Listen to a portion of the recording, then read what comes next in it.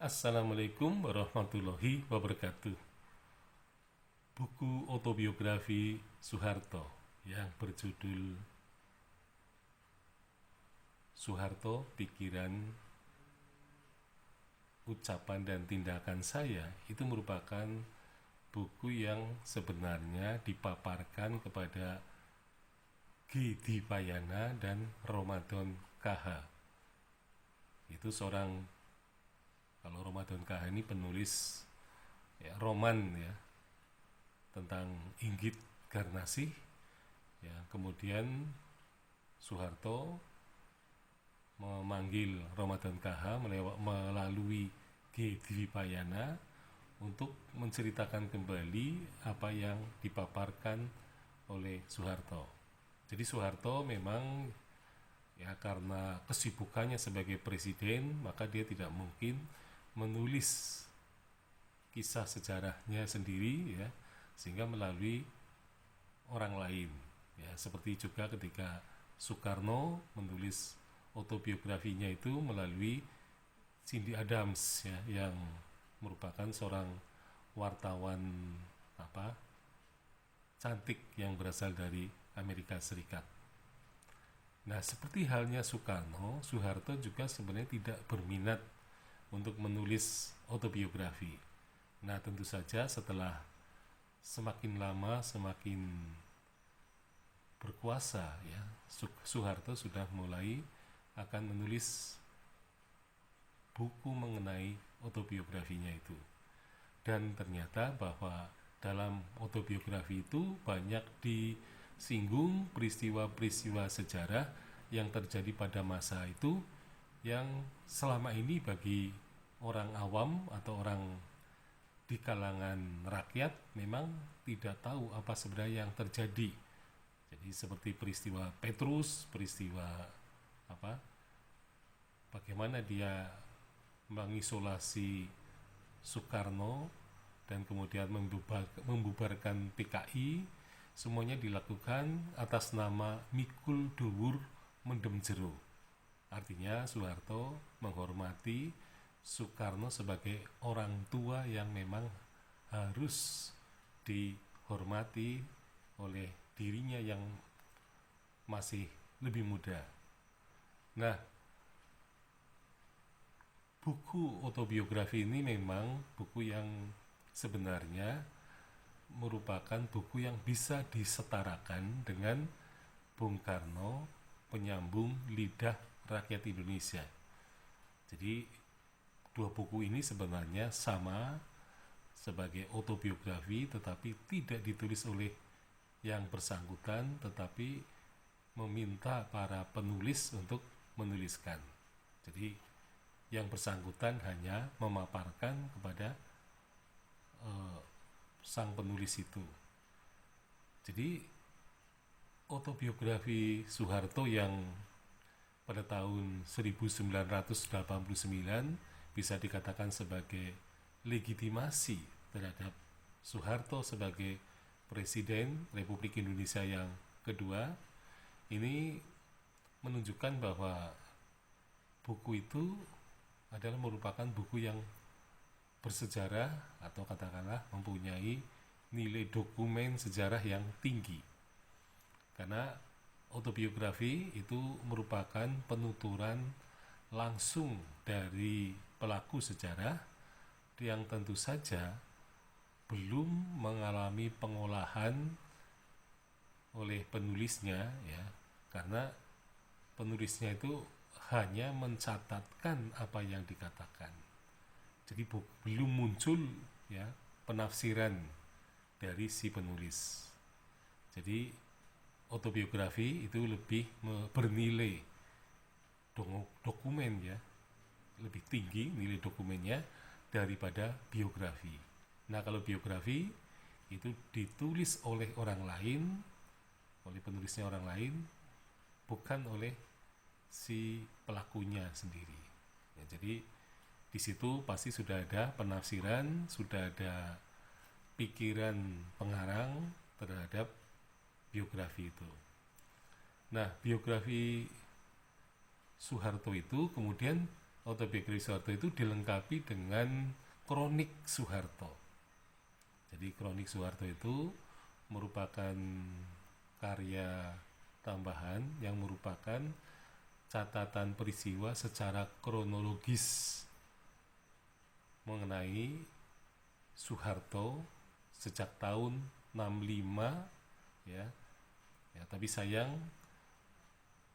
ya beberapa jilid tidak diperoleh ya. Tetapi yang jelas jilid pertama itu muncul setelah autobiografinya, yaitu tahun 1991 muncul yang disebut dengan jejak langkah. Jadi jejak langkah itu adalah merupakan kronik Soeharto. Nah, di situ memang dipaparkan tanggal-tanggal ya, bulan dan peristiwa, tahun dan peristiwa yang menyangkut Soeharto. Nah, kronik itu saya kira penting bagi sejarawan karena mengandung juga unsur dokumen ya. Jadi dokumen bisa dibaca dari kronik itu. Nah, satu hal yang menarik bahwa hal itu ditulis pada zaman Soeharto, tetapi ketika Soeharto jatuh ya, buku-buku autobiografi Soeharto, pikiran, ucapan dan tindakan saya serta jejak langkah ya, terutama beberapa jilid gitu ya, itu ternyata mengalami penurunan harga yang sangat drastis ya. Jadi saya misalnya membeli buku itu pada masa ketika terbit ya, tahun itu ya, itu harganya 35.000. Tetapi begitu Soeharto jatuh, buku-buku itu seperti tidak ada harganya karena dijual dengan harga 5.000 gitu ya. Jadi di pasaran harga buku itu dijatuhkan. Jadi mungkin ini juga sama saja dengan Soekarno. Buku Soekarno di bawah bendera revolusi pada tahun 80-an ya, itu dijual seperti cuci gudang, harganya 1.500. Ada juga yang harganya ya paling tidak 3.000 gitu ya. Nah, sedangkan di toko buku resmi terdapat 2 buku yang dikemas dalam satu plastik ya, yaitu buku Di Bawah Bendera Revolusi ditambah dengan Bung Karno, Penyambung Lidah Rakyat Indonesia. Itu harganya antara 2.500 sampai 3.500. Jadi buku-buku ketika Soekarno jatuh rezimnya, buku itu dijual sangat murah, seolah-olah seperti sampah gitu ya. Dan Soeharto pun sama, bukunya Soeharto yang ucapan, pikiran, ucapan, tindakan saya itu buku yang mewah sebenarnya, karena diterbitkan dengan, dicetak dengan kertas yang bukan HVS ya, tapi kertas yang bagus gitu ya. Nah, sehingga kalau dihargai 5.000 itu memang ya seperti keterlaluan sekali ya. Tapi yang jelas bahwa saya yakin pada suatu saat buku itu akan mempunyai nilai tinggi lagi gitu ya, akan naik lagi. Jadi mungkin itu pada waktu itu sedang euforia mengenai jatuhnya Soeharto, orang sedang mengalami semacam kebencian gitu ya, sehingga bukunya itu seperti dibuang ke pasaran. Termasuk di situ ada bukunya biografi Butin Soeharto yang ditulis oleh Abdul Ghafur gitu ya, yang tebal juga, itu harganya juga 5.000. Jadi rupa-rupanya ada semacam euforia politik jatuhnya itu menjadikan buku-buku yang berkaitan dengan Soeharto jatuh. Nah, tetapi setelah itu tahun 2000-an, dekade 2000-an, tampaknya mulai diterbitkan buku-buku mengenai Soeharto yang selalu dikaitkan dengan 2 peristiwa yang penting, yaitu peristiwa G13 PKI dan Super Semar. Jadi topik mengenai G13 SPKI ya, kemudian Super Semar ini tampaknya menjadi suatu hal yang sangat menjadi perhatian, karena banyak orang yang mempertanyakan mengenai fungsi super semar itu gitu ya. Jadi mengapa super semar itu muncul ke sejarah, panggung sejarah, apakah itu peristiwa yang bisa dipertanggungjawabkan atau tidak. Nah, tetapi pada masa Soeharto runtuh ya, memang terjadi juga semacam buku kecaman terhadap Soeharto. Ya, jadi kecaman terhadap Soeharto itu ternyata dilakukan misalnya oleh Wimanjaya Kaliotohe. Ya, jadi Wimanjaya itu menulis 3 buku yang yang mungkin bombastis dia. Dia menulis tentang mengenai 10 ya. 10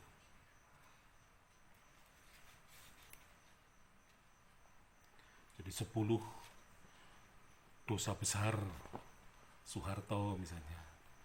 Kemudian ada 20 bodoh besar Soeharto. Kemudian ada 30 bodoh besar Soeharto. Jadi ada 3 buku yang terbit dan buku itu termasuk bombastis gitu ya. Dan ternyata bahwa pada masa Soekarno jatuh itu juga ada buku sejenis ini yang judulnya mengenai 10 kesalahan Bung Karno.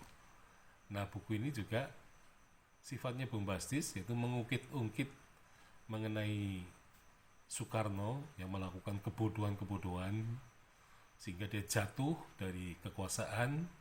Nah, ini juga Soeharto juga mengalami hal yang sama. Ada nasib yang sama yang dirasakan oleh pemimpin kita yang mengalami kejatuhan ketika rezimnya itu runtuh. Nah, inilah salah satu yang menarik dari historiografi Soeharto. Sekian, Assalamualaikum warahmatullahi wabarakatuh.